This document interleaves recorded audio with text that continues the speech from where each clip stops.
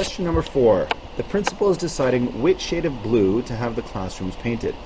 One shade of blue, so let's start making our table and writing our information right away. Shade A, we'll call it, requires 3 cans of white with 4 cans of blue. So I'm going to write white to blue there. Then we've got another shade, we'll call that shade B. It requires 5 cans of white to 7 cans of blue. Okay, which mixture will give the darker shade of blue? So more blue in the mix. So again, I'm going to work with totals here, and there are a variety of different ways you can work.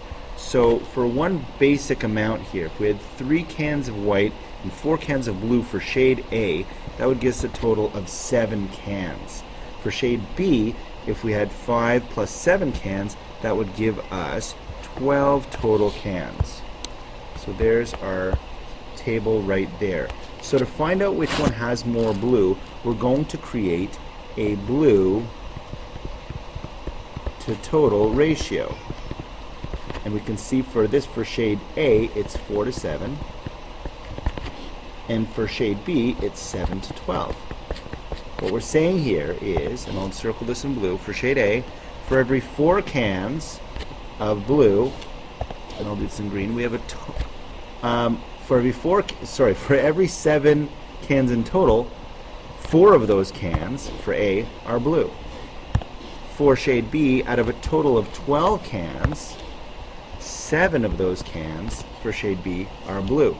Then we can simply turn that into a fraction, 4 divided by 7, and below we'll turn this into 7 divided by 12. Get out our trusty calculator. 4 divided by 7 equals, so 0.57, so 0.57, or approximately 57%. So 57% of shade A is blue. So it's 50%, 7% blue. So percent blue.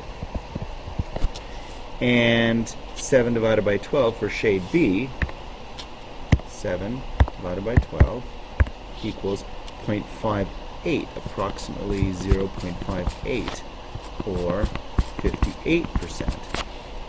So shade B is 58% blue. So shade B is darker, not by much, and it probably wouldn't be visible. Let's go to the next part. Which mixture requires more white paint? Well, if we've got 2 ways to look at this here. So for shade A, we've got percent blue, and then we've got percent white. And shade B. Well, we already figured it out. For shade A, it's 57% blue, and shade B is 58% blue. But that must mean, because the percents have to add up to 100%, whoops, that must mean that the remaining percentage is white. So we have 43% there is white for shade A, and 42% only is going to be white for shade B.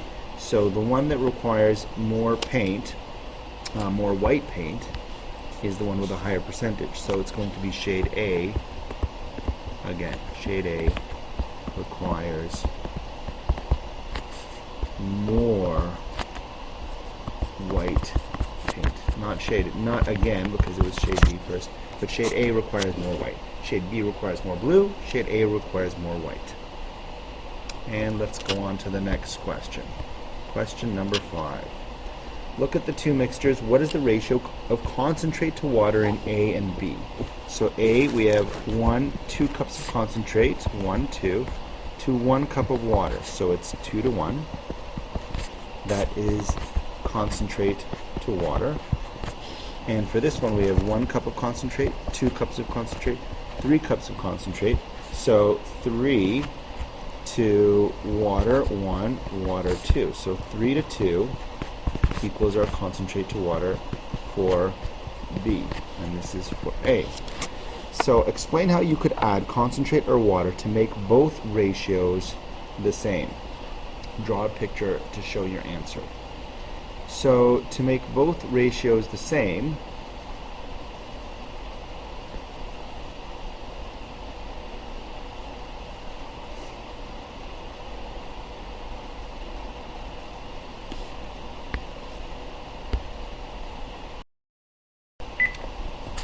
so we want to make both ratios the same for part B.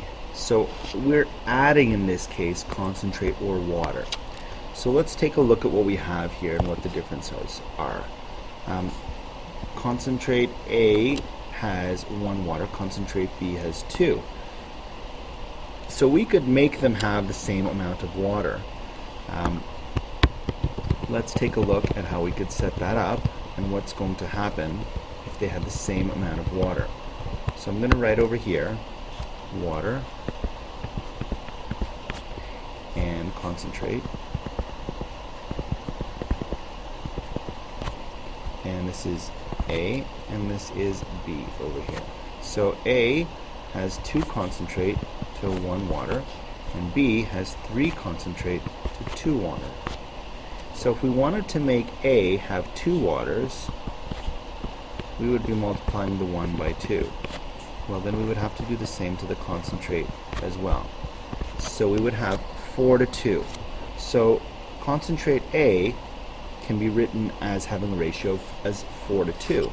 So if B, we simply added 1 more concentrate, this would be the 4th one, we would then change the ratio for B to 4 cans of concentrate to 2 cans of water. And that's basically what the picture would look like.